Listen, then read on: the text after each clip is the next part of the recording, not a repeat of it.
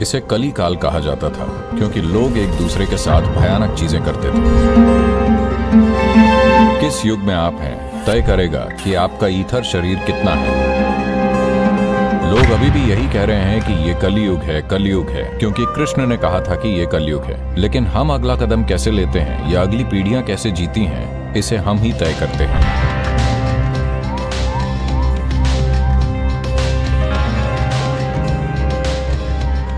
तो ये सारी बात चल रही है कम से कम न्यूज चैनलों पर तो कि ये कलयुग है, कलयुग, क्योंकि कृष्ण ने कहा था कि ये कलयुग है।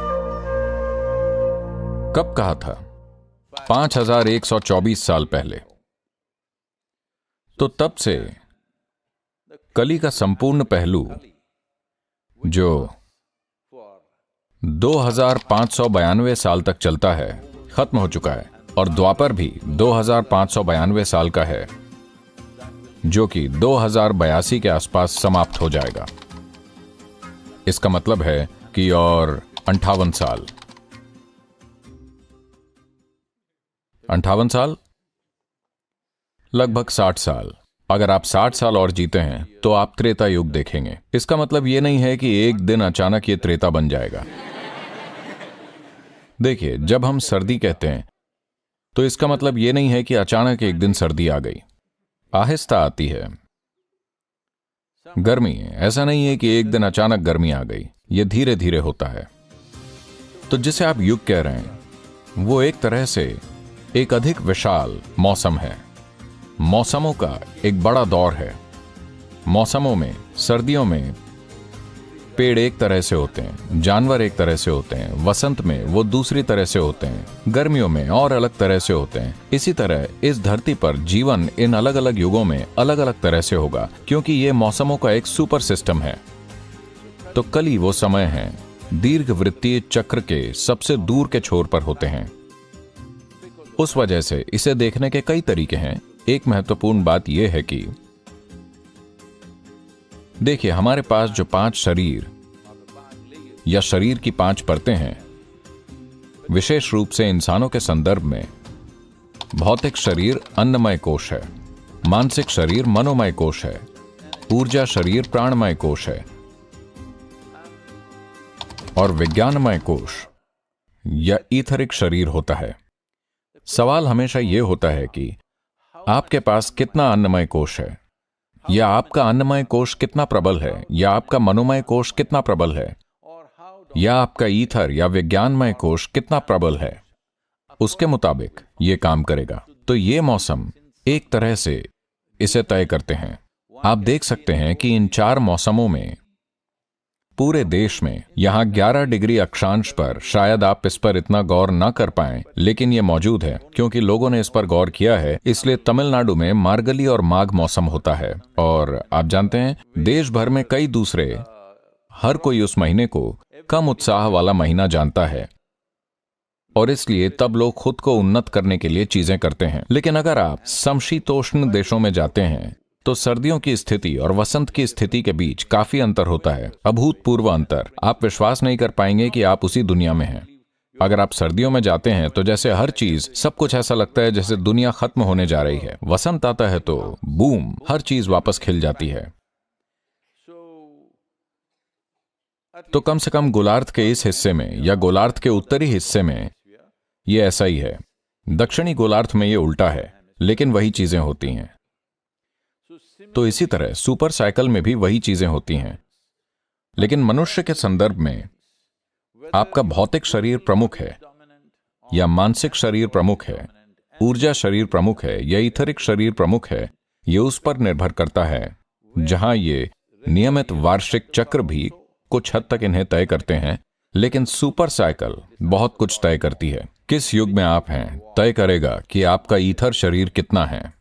इसका मतलब यह नहीं है कि यह पूरी तरह से निर्णायक है।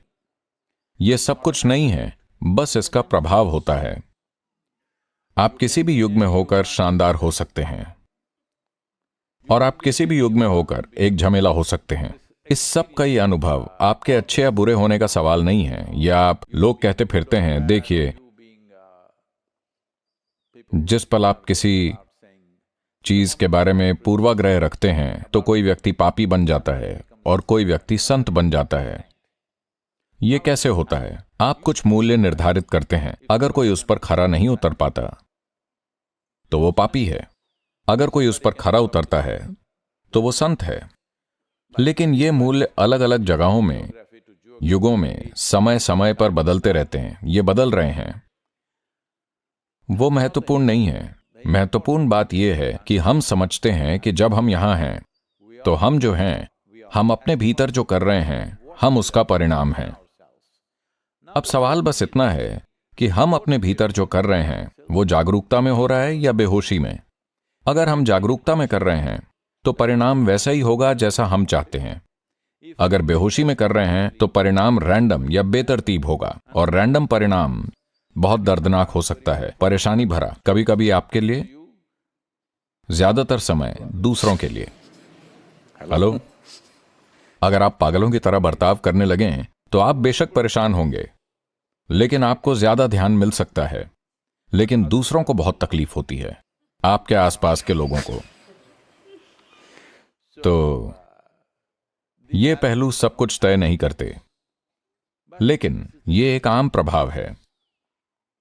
तो कलियुग के दौरान, जो 2000 से अधिक साल पहले खत्म हो चुका है, इसे कली काल कहा जाता था, क्योंकि लोग एक दूसरे के साथ भयानक चीजें करते थे।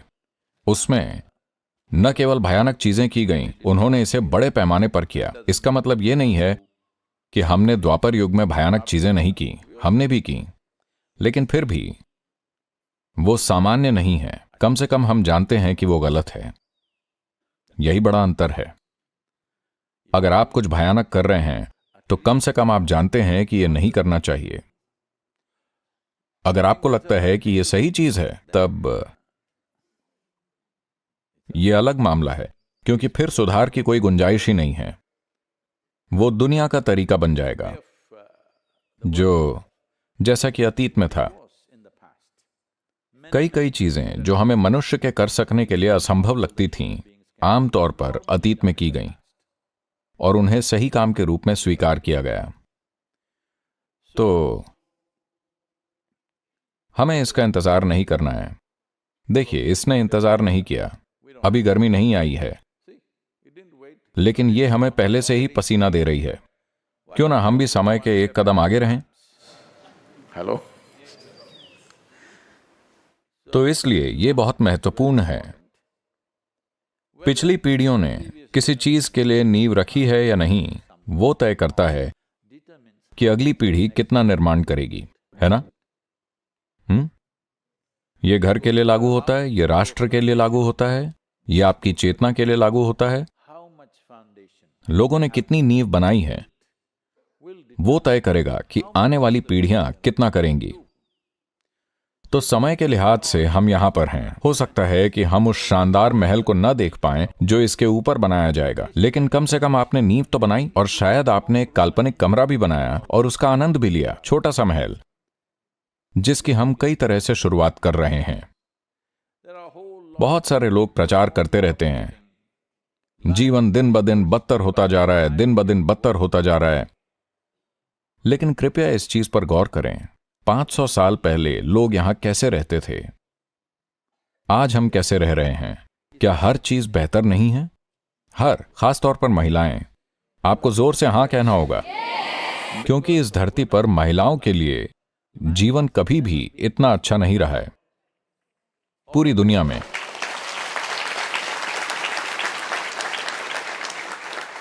तो हम अगला कदम कैसे उठाते हैं, वो हमारे हाथ में है।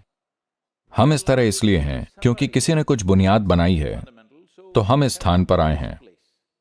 लेकिन हम अगला कदम कैसे बनाते हैं, या अगली पीढ़ियां कैसे जीती हैं, यह हमारे द्वारा तय होता है। तो ऐसे समय में, जब मैं कहता हूं ऐसे समय में, जब हम एक युग से दूसरे युग में जा रहे हैं, जब मौसम सर्दी से वसंत में बदल रहा हो, तो हमें खिलने के लिए तैयार रहना चाहिए। हेलो।